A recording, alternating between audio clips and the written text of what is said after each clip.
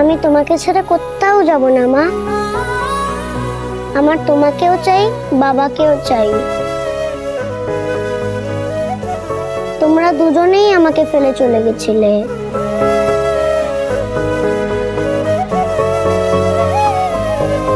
আমার খুব কষ্ট হচ্ছিল একা একা থাকতে।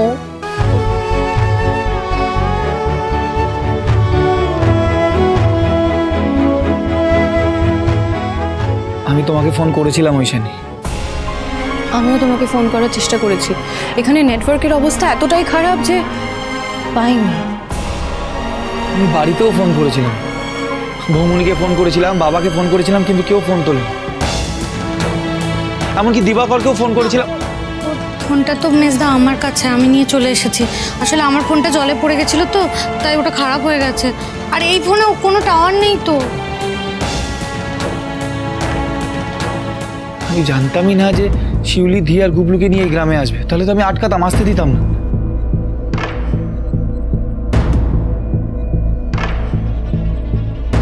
আর ঐশানী, আমি জানি যে তোমার জন্য সব থেকে আগে তোমার ডিউটি, কিন্তু পরিবারের দিকেও তো নজর দিতে হবে। আজ অনেক দিন হয়ে গেল মা বাড়িতে নেই, সংসারটা ছন্ন ছাড়া হয়ে পড়ে রয়েছে। এখন যদি তুমি সংসারের হাল না ধরো তাহলে কে ধরবে?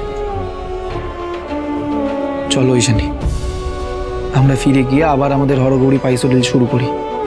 আমাদের পরিবারটাকে। আমাদের পরিবারের কথা বলছো শঙ্কর? আর এই গ্রামের এতগুলো পরিবার যে বিপদের মধ্যে আছে। হারাধন সরখেল এই গ্রামের সবাইকে ভয় দেখিয়ে নিজের ডান হাত বিশু পালকে দিয়ে নিজের সব কথায় ওঠবস করায়। তুমি ভাবতে পারছো হারাধন সরখেল কত কাল ধরে এই গ্রামে বেনিয়ম করে চলেছে, অন্যায় করে চলেছে? আর এই গ্রামের মানুষগুলোকে আমি যদি এইভাবে বিপদের মধ্যে ফেলে রেখে চলে যাই, তাহলে আমি নিজেকে কোনোদিনও ক্ষমা করতে পারবো না।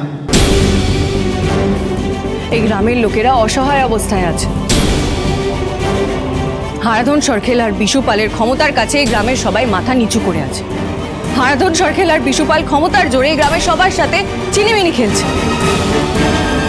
আমাকে এই গ্রামের সবাইকে মাথা উঁচু করে শিরদাঁড়া টান টান করে দাঁড়াতে শেখাতে হবে।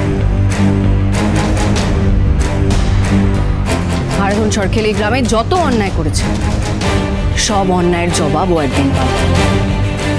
একদিন না একদিন এই গ্রামের সবাই হারাধন সরখেল আর বিশু পালদের এই গ্রাম থেকে ছুঁড়ে ফেলে দেবে।